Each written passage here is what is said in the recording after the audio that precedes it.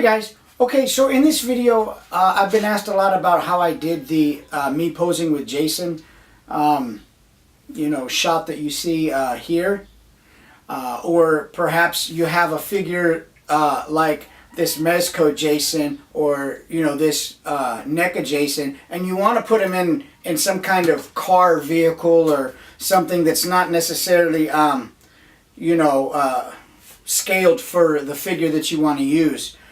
What I'm going to show you today is a trick that allows you to put yourself in the scene with an action figure, or you can use the same method to shrink an action figure down and pose with a vehicle if you want. This Mezco Jason is like 6.5 inches, and this truck is, I don't know what scale it is, but you'll see in the video that the picture that I post here that I can pose him with the door open and stuff like that. You have to have a little bit of post-production ability, but it's so simple. So don't be overwhelmed or cringe at the fact that, oh no, I gotta take something out of a background or something. It's not even difficult if you follow the way that I'm going to show you how to do it and you choose your backgrounds carefully. And it's going to be really simple. So don't be scared. In this video, I post myself posing with Jason, and and it's a fun way to interact with your action figures. It's a simple way. The photography part of it took probably 10 minutes.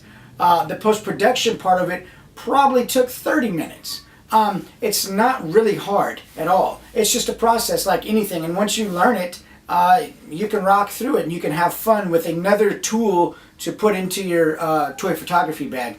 Another way to have fun with your figures. When I go through the post-production part of it toward the end of the video, I'm going to speed it up and do some voiceover so you're just not bored at 20 minutes of brushing in quick mask mode, because you will be bored. But that being said, guys, go to my website if you have a chance, insightfulimagery.com. Check out all the cool stuff that I have there, all the toy photography pictures and photos and t-shirts that you can, make your own. You can go on there, log on. I've got free shipping. You can purchase something. You can walk away from my website with something really cool for $20 and free shipping. So check it out. It helps support my channel. It helps, me continue to bring you guys really cool content and try to explain it in a way that's really simple.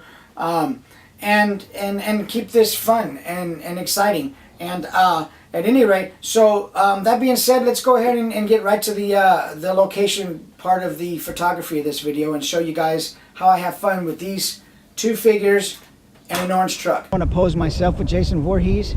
He's going to have this shovel in his hand, and I'm going to have this butcher knife, and we're just going to be chilling like buds. I may put my arm around him, I don't know, give him a big hug. We'll see, I don't know. But anyway, this is a really simple shot. It's kind of the same as the orange truck. You just want a tripod, you want the same lighting, you want a good clean background, and it's going to take a little post-production, but the end result is pretty cool. Let's get to it. So what we got here is Jason's got his shovel. He's looking that way. I'm going to be in the frame over here looking back at him with my butcher knife. He's going to stand right here. I'm going to take a picture of him with the camera on the tripod, okay? And Jason has to stay in the same spot this whole time, so I hope he doesn't blow over. It's a little bit breezy out. But I'm going to go take a quick picture of him real quick, make sure we got a good exposure. So let's run over and do that. See what we got. Let you look at the camera back here. Not that it's that exciting. It's oh, and the other thing, yeah, we're gonna have to take this in portrait mode.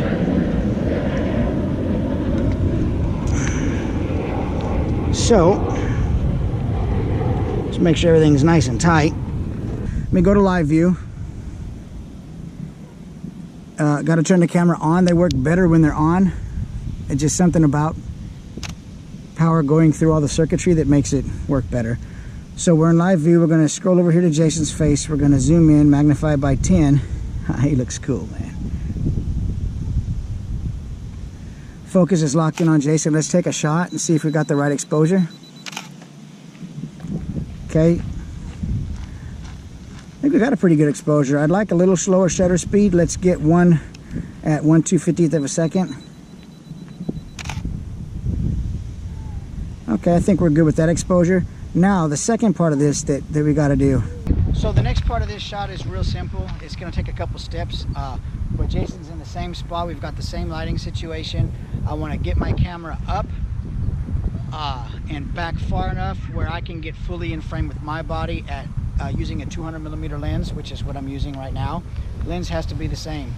Lighting has to be the same. And let's go do that part of it right now, and I'll show you what I'm talking about. What I want to do now is I've got my camera backed far enough up from Jason, who was way down here. And I'm going to take a still shot of me next to Jason to make sure that I'm fully in frame on this lens, because I'm using a 200mm and I got to back up quite a way. So the only way for me to do this is plug in my wireless trigger, back the camera up, go down there, take a shot, come back and check it and make sure that my body's fully in frame and I'm in focus. And I've pre-focused already to where Jason is from here, so if I'm in the same focal plane, I'm going to be fine. So let's run down here, let's take a shot, and you're going to see me run down there, and I'll know when the shot is done because I'm looking through the lens and I can see the aperture. I can see it close in the lens, and so that'll let me know I've done and I can come back. Hopefully this camera doesn't blow away, this GoPro doesn't blow away.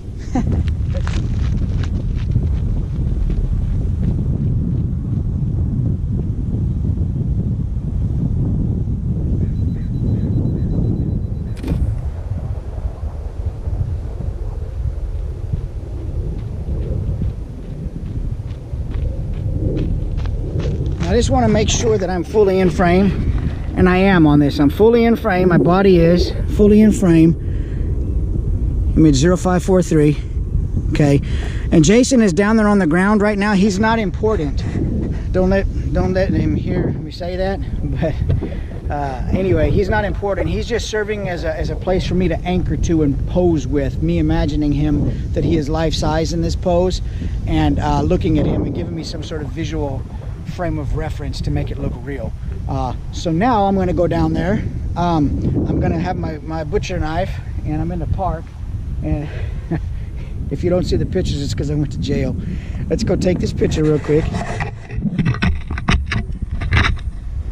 And I'm just going to cover Jason with my feet. I'm not going to pull him out of frame in case I don't like the picture. This is kind of wobbly because it's windy. I think we'll be all right. No, we won't. Let me bring it back over here. And it's important at this time making sure this camera stays in just the same position. Here we go.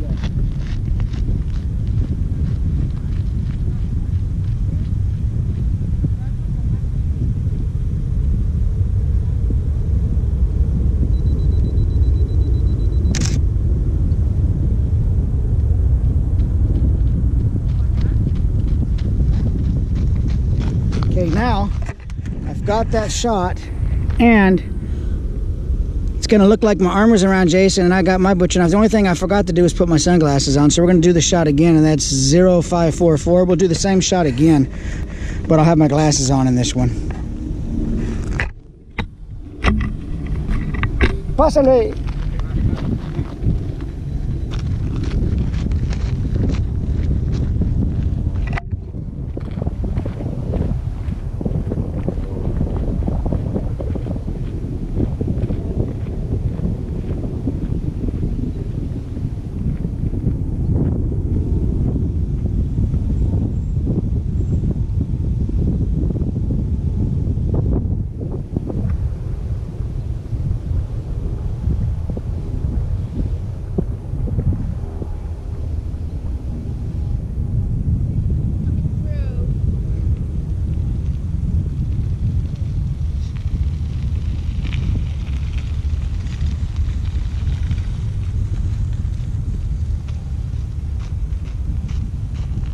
Okay, let's see how that come out.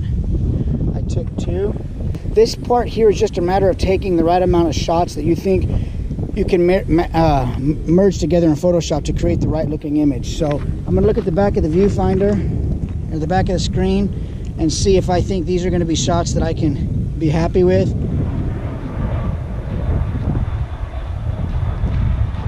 So So basically that's what I've done. I fired off enough shots to make sure that I'm gonna have something usable in Photoshop when I get back. And I think I do. I've got quite a few shots here that I can use.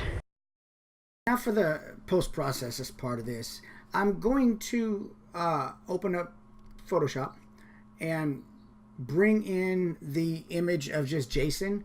And now I'm going to also bring in, well, I'm going to bring that image in, and then I'm going to go to camera raw. I'm just going to make some local adjustments for composition, perhaps some sharpness, a few little minor local adjustments. I scaled it up here a little bit so that we can get a, and I'm just a better view of him. And I'm trying to decide if I want that horizontal line in the back of the frame or not, and bring him close enough. And so I've decided basically on, those local adjustments I want to do. Now I drag the layer of me up on the top of Jason, the Jason layer in Photoshop. And from this point, I'm just kind of panning around the image and looking and seeing at the overall image.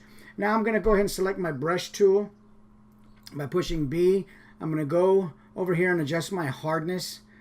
You want a fairly hard brush, and you want to keep in mind the clothing you wear in this type of photo shoot. Keep it simple so you don't have a lot of difficult extractions and layer masking areas.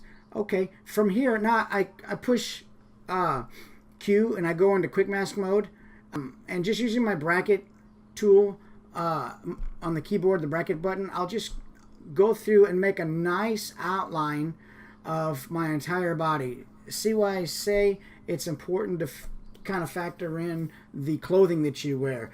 It's easier if you don't have a bunch of frilly, fringy, flyaway clothing edges and all kinds of wild, extravagant stuff. You can use that, but it's just going to be a different type of selection tool to use and a lot more time involved and skill involved.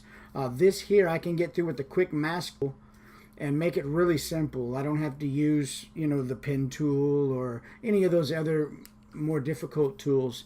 And I just go through I magnify the image. I bring it up to like 200, 300, 400% so that I can get right in on the edge of it. And using my X tool, I can just kind of refine the edge of the selection I'm making. I don't mean my X tool, I mean the X button on the keyboard, so I can toggle between black and white, adding more, taking away some of the mask.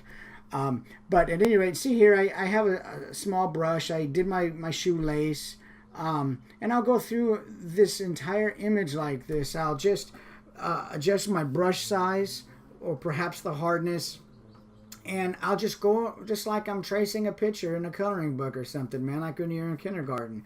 You just run through here, you get a good edge outline, and make it nice and clean over the whole image. There's my armpit. Yay, no sweat. Okay, and here I go. Like I say, I'm just blasting up around the edges of this, and see why the background is important too. I don't have a real cluttery background, and that makes it really simple. Okay, and I go up here and just get the edges of my fingertips, bam, and it's so simple, guys. If you followed along with me this far, keep at it. You're gonna have super fun with this type of photography, and you're being able to do stuff like this gives you more freedom in what you can and can't do with your toys, and have fun with different things you can create and imagine. Now I adjust my brush size to a bigger one, and I'll just go ahead and fill out that whole center of the frame, the whole center of the outline. And that's it. I'll go through and I'll make sure there's no part of my body showing the selected area that is not covered in quick mask, which is indicated here by the red color, and pushing Q on your keyboard. That gets you into quick mask mode. And this is just really simple. See how fast this is going? That's because it's at 500%.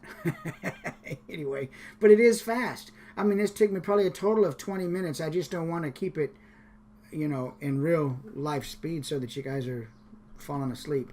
So, and that's it. And I go and do the other side of my body, and go up the other leg, and just kind of put on some music and get through this part of it. It's kind of dry, a dry time, but it is a very important time. A poor selection is going to make the whole effect entirely trashy. Just make sure that you take your time on the outline.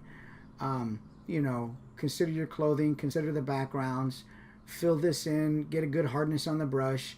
And I'm using a Wacom tablet. That makes it a lot easier. If you're using a mouse, you still get it done. It's just going to take a little more time. No big deal. You don't have to go out and buy all kinds of gear and equipment to do this. Use your mouse if that's what you got. See, I went over the edge there. I just pushed X, erased the edge, refined it, and kept on trucking, man. Okay, I scroll out here, okay, and take a look. What I did is I scrolled out, then I took that selection and I put it over the top of the Jason layer. And you can see that here in Photoshop. Now I'm just erasing with a layer mask the parts that I don't want to be visible of my body, so that it looks like Jason is in the front of me and my leg and shoe and all that is behind him. And now I'm just going back through and refining that mask, you know, right there, blending it together right up to the edge. I'm at like 400 or 500% or something in my screen view.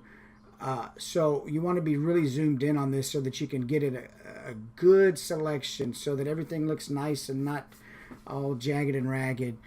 So what I've done I didn't record this part, but I just selected an area of my arm and I moved it. I'm moving it into a position on Jason where I think it's going to look realistic when I use the same method of quick mask mode to erase everything off my arm except for my hand. And then I'm going to use the transform tool here in a minute, and I'm going to find the right angle. Once I find the right position, here we go, I'm going to find the right angle for my hand, and then I'm just going to put it on Jason's arm, and then using the same method, or put it on his shoulder, and then using the same method, I'm just going to delete some of the, brush away some of the hand, and you see the final result in the final image. I didn't record it because my computer goofed up, but you see it in the final image.